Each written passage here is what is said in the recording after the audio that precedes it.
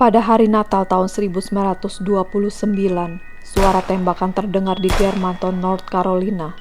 Charlie Lawson membunuh istri dan keenam anaknya sebelum akhirnya ia bundir beberapa jam kemudian. Hingga kini tak ada yang mengetahui mengapa pria itu tega membantai seluruh keluarganya secara brutal. Bagaimana kisah selengkapnya? Sebelum saya masuk ke videonya, jangan lupa untuk mensupport channel saya ini dengan cara di-subscribe. Dan jangan lupa untuk like, share, dan komennya. Langsung saja kita masuk ke kisahnya.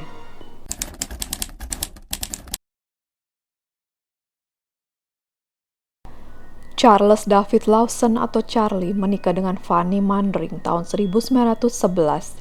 Dari pernikahan tersebut mereka dikaruniai 8 anak, yaitu Mary, Arthur, William, Carrie, Mabel, James, Raymond, dan seorang lagi Mary Law yang masih bayi.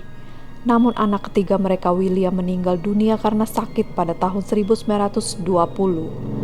Pada tahun 1918, Charlie mengikuti jejak kedua saudara laki-lakinya yaitu Marion dan Elijah, pindah ke wilayah pertanian di Germantown. Di sini Charlie bekerja sebagai petani tembakau dengan sistem bagi hasil dengan pemilik lahan, sembari mengumpulkan uang untuk membeli lahan pertanian sendiri di Brook Cove Road yang berhasil dibelinya pada tahun 1927. Pada pagi Natal tahun 1929, Charlie mengajak Fanny dan ketujuh anak mereka ke kota untuk membeli baju baru. Setelah membeli baju, Charlie kemudian mengajak mereka berfoto keluarga di sebuah studio foto sederhana.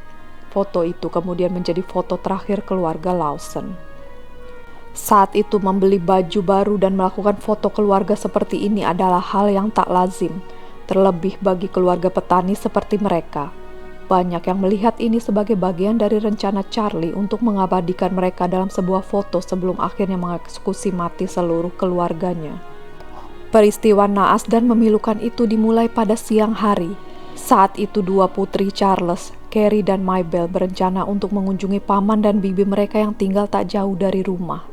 Saat mereka akan pergi itulah, Charlie rupanya telah bersembunyi di dekat gudang tembakau sambil menunggu dua gadis kecil itu lewat. Begitu keduanya sudah cukup dekat, Charlie segera menembak keduanya dari jarak dekat. Untuk memastikan keduanya telah tewas, pria itu memukuli dua tubuh kecil itu berulang kali. Setelah keduanya dipastikan telah meninggal dunia, Charlie menyembunyikan mayat keduanya di gudang tembakau. Dari sana ia lalu kembali ke rumah. Fanny yang tengah berada di beranda lebih dulu ditembak. Mary yang melihat ibunya ditembak menjerit histeris dari dalam rumah. James dan Raymond bersembunyi karena ketakutan.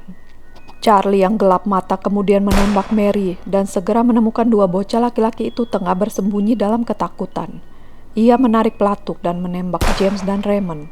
Terakhir, baby Mary Lou pun tak lolos dari aksi keji Charlie. Mary Lou dipukuli hingga tewas. Sebelum melakukan semuanya, Charlie rupanya lebih dulu meminta Arthur, putra tertua, pergi ke kota untuk mengantarkan pesanan. Tak diketahui apa motif Charlie meminta Arthur pergi sebelum melakukan pembantaian itu. Arthur akhirnya merupakan satu-satunya anggota keluarga yang selamat. Begitu memastikan semua anggota keluarganya telah tewas, Charlie kemudian mengumpulkan jasad seluruh anggota keluarganya. Charlie lalu memposisikan tubuh mereka dengan lengan menyilang, dan terakhir ia meletakkan batu masing-masing di bawah kepala mereka seperti bantal. Setelah melakukan semua itu, Charlie lalu menghilang ke dalam hutan yang letaknya tak jauh dari rumahnya. Sementara itu jasad para anggota keluarga ditemukan oleh tetangga. Tak lama setelah itu bunyi tembakan terdengar dari dalam hutan. Tubuh Charlie ditemukan tergeletak bersama dengan senapan. Di sekeliling jasadnya ada jejak kaki. Tampaknya pria itu berjalan mondar-mandir di dekat pepohonan sebelum akhirnya bundir. Di dekat jasad Charlie ditemukan surat yang ditujukan untuk orang tuanya. Tak ada yang mengetahui apa sebenarnya alasan Charlie menghabisi seluruh keluarganya. Kemudian alasan mengapa ia meminta anak laki-laki tertuanya Arthur untuk pergi sebelum ia melakukan pembantaian masih misterius. Namun ada beberapa teori yang mencoba menjawab mengapa sampai Charlie tega melakukan pembantaian pada keluarganya sendiri. Teori pertama meyakini bahwa Charlie menderita sakit. Beberapa sebulan sebelum tragedi itu, Charlie sering sakit di bagian kepalanya. Namun menurut laporan otopsi hal tersebut tidak terbukti. Tidak ditemukan adanya kerusakan pada otak atau semacamnya. Teori kedua menyebutkan bahwa Charlie tak berkomitmen membunuh keluarganya.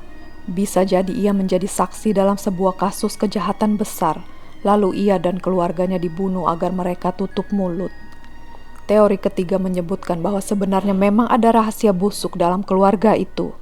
Pada tahun 1990, sebuah buku berjudul White Christmas, Bloody Christmas yang ditulis oleh Trudi J. Smith menyebutkan bahwa alasan dibalik pembantaian itu tak lain adalah dugaan bahwa Charlie memiliki hubungan insest dengan putri tertuanya Mary.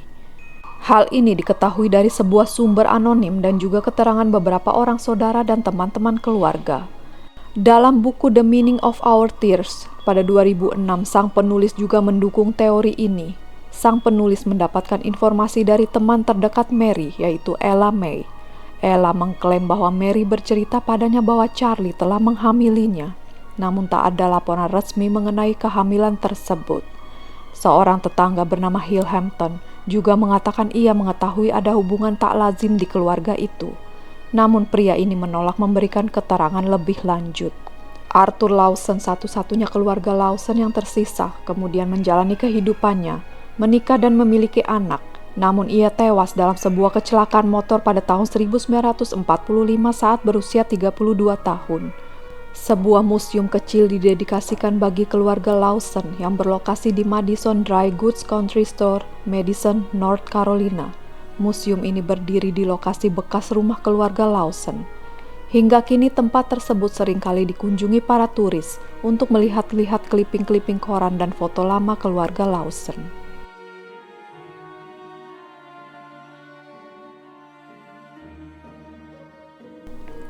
Itu tadi adalah kisah dari keluarga Lawson, yang sampai sekarang belum diketahui apa motif dari pembantaian tersebut. Bagaimana pendapat kalian guys? Jangan lupa tulis di kolom komentar ya. Sekian dulu video dari saya. See you in my next video and thank you for watching.